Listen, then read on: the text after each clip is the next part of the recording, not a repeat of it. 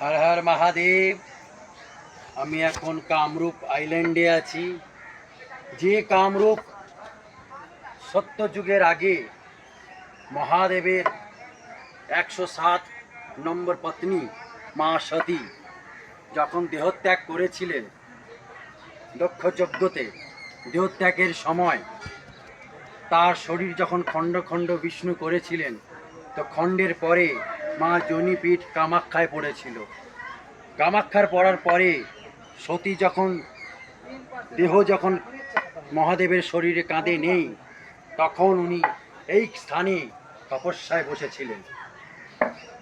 তারপরে যখন মা পার্বতী রূপে আদিশক্তি জন্মগ্রহণ করেন, তখন মা পার্বতী এখানে পুজো দিতে আসেন।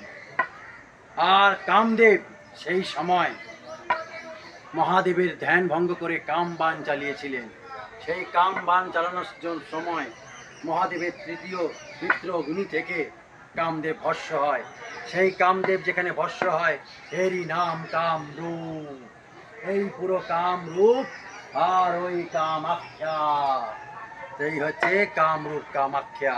হর হর মহাদেব, হর হর মহাদেব। আমি এখন কামরূপ আইল্যান্ডে আছি।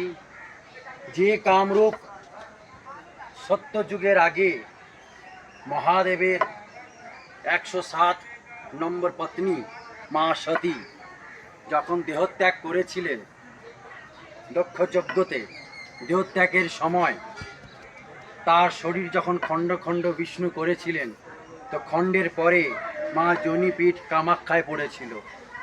কামাখ্যার পড়ার পরে সতী যখন যখন মহাদেবের শরীরে কাঁধে নেই, তখন উনি এই স্থানে তপস্যায় বসেছিলেন।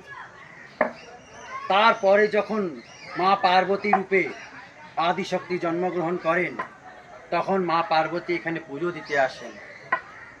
আর কামদেব সেই সময় মহাদেবের ধ্যান ভঙ্গ করে কাম বাণ চালিয়েছিলেন। সেই কাম বাণ চালানোর সময় মহাদেবের তৃতীয় মিত্র অগ্নি থেকে কামদেব ভস্ম হয়। সেই কামদেব যেখানে ভস্ম হয়, এরই নাম কামরূপ। এই পুরো কামরূপ আর ওই কামাখ্যা, সেই হচ্ছে কামরূপ কামাখ্যা। হর হর মহাদেব।